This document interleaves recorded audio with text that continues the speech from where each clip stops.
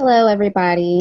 I just want to welcome you all to our Martin Luther King Jr. program today. Our first speaker today will be Dr. Adams. Good morning, everyone. It's my opportunity and pleasure to give the occasion for our annual Martin Luther King observance here at Atlanta Technical College. Dr. Martin Luther King Jr. Day, observed each year on the third Monday in January, is a day on and not a day off. MLK Day is not only a federal holiday designated as a National Day of Service, but it's something that we would use to encourage all Americans to volunteer to improve their communities. It's also a time to remember the injustices that Dr. King fought that we still are currently facing. It's a time to remember his fight and to reenact and continue the march to freedom, equality, and dignity of all races and people through non-violence. Dr. King was a Baptist minister, a civil rights activist who had a seismic impact on race relations in the United States beginning in the mid-1950s. And his impact continues even today, not only in this country, but all across the world. Among his many efforts, Dr. King headed the Southern Christian Leadership Conference, or the SCLC.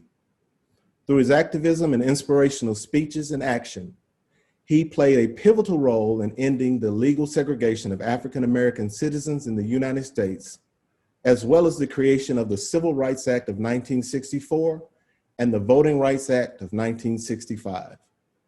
Dr. King won the Nobel Peace Prize in 1964, and among several other honors, he continues to be remembered as one of the most influential and inspirational African-American, American, and even global leaders in history. Today, we encourage you to engage in reflection and in volunteer service in honor of the Dr. Martin Luther King Jr. Day of Service. Thank you. Thank you, Dr. Adams. Hello, everybody. My name is Demetra Sanders, and I am the SGA president for Atlanta Technical College. I would like to say a few things before we introduce our speaker today, Mr. Greg Clay, and give a quick bio. With a passion for empowering people, Greg Clay utilizes his life experience, professional triumphs, and lessons in leadership to inspire others to seize opportunities. As a civic leader, Mr. Clay serves on numerous boards focused on youth development, education, innovation, and workforce development. He is the founder and spokesperson for the Atlanta Speaks initiative, which has recruited over 1,200 professional speakers, impacting over 21,000 students across the Atlanta area. As a supporter of youth development, he is the district chair for Southwest Atlanta, serving the Atlanta Area Council of Boy Scouts of America. Graduating from FAMU and receiving his master's degree from Kansas University in Public Administration, Mr. Greg Clay is a sought-after speaker, panelist, and moderator on many topics. He currently resides in Atlanta with his wife and is a member of the 100 Black Men of Atlanta, Inc. Demetra, I want to say thank you so much for that introduction. I also want to thank this phenomenal institution that has empowered Atlantans for decades for leading in the space that you lead in, preparing them to make immediate impact on the economy, in their workplace, in their workspace, in their families, and their lives. I also want to thank the leadership for this institution for continuing to recognize the importance of pausing on this day, recognizing the memory and the legacy of Dr. King, the work, his opportunities for what it is that he represents, and leaning in on this work that we do every single day. It is so important that people know that it's important to pause and recognize the legacy of our great Atlantan and our leader in Dr. King. You know, nothing has been normal about the times that we are in, and our ability to continue to learn, lead, and inspire is so important now more than ever than it has been. And considering our theme today, where do we go from here? It is in our ability to learn what we need to learn, lead where we need to, and inspire those around us that need to be inspired, especially considering Dr. King's dream and his legacy.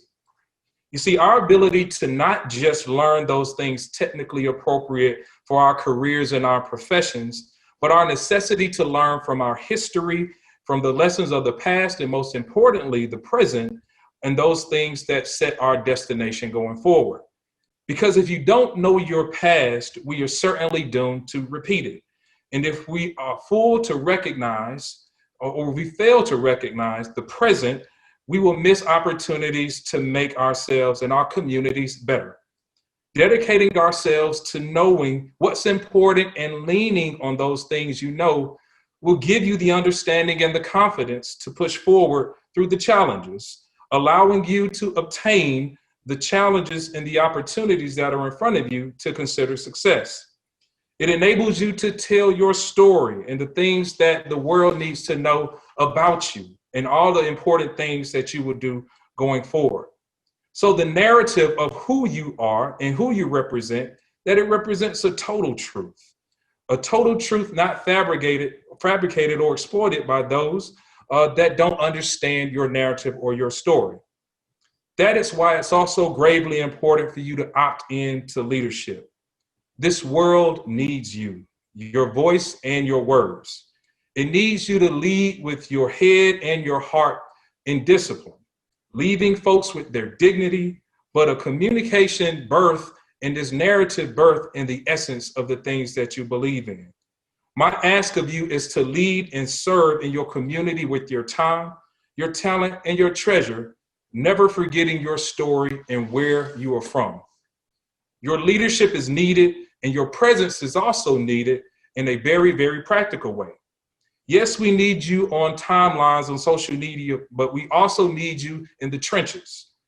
If you care about a cause, connect with a meaningful organization or meaningful people around you and be willing to be held accountable for your role. That's the type of leadership that we need going forward. Lastly, we need you to be bold, sharp, and passionate about the ways that you inspire people. Be bold about the things that are important to you and be courageous. Stand on being studious for those things that you learn not just now as a student, but also for those things that you will learn going forward in the world. And last but certainly not least, be extremely passionate about those things that are important to you, again, in your head and your heart when it comes to inspiring folks going forward. This path in honoring the legacy of Dr. King, the importance of recognizing moments like these is so, so very important. And I'm honored to provide some words of encouragement to you today. So remember to lead where you are, inspire people that are around you, and be willing to learn the necessary things in order to get the job done. Thank you so much for having me, and have a great rest of your afternoon and holiday. Good morning. I am Dr. Victoria Sills, the president of Atlanta Technical College. And on behalf of our entire college community, I want to thank you for joining us this morning to celebrate the life and the legacy of Dr. Martin Luther King Jr. I'd like to say a special thank you to Mr. Greg Clay for your powerful message, and to Ms. Sanders, our SGA president, for emceeing this event. I'm very appreciative of Dr. Adams and Ms. Desi Hall for their leadership in facilitating today's program. You know, the past few months have been filled with the unexpected: a global pandemic, political unrest, and economic uncertainty. In our local and global communities, we have discussed our frustrations, our anger, and our fears. So it is uplifting to consider the theme for today's event: where do we go from here? It is true that we have indeed faced many challenges and many dark days, but this new year of 2021 brings with it a season of possibilities and opportunity. We are standing on the promises of Dr. King and those who stood with him in the fight for equality, equity, and civil rights. Now, it is up to us to continue to fight the good fight. And in the words of John Lewis, to make good trouble. According to author Marianne Williamson, in every community, there is work to be done. In every nation, there are wounds to heal. In every heart, there is the power to do it. More than 50 years ago, Dr. King asked the question, where do we go from here? Chaos or community? So I challenge us to move beyond the chaos and to keep our eyes on the prize. I trust that our collective and global communities can heal so that we can do that work that must be done. So again, thank you in sharing your time with us for this program today, and please enjoy the rest of your day. Thank you.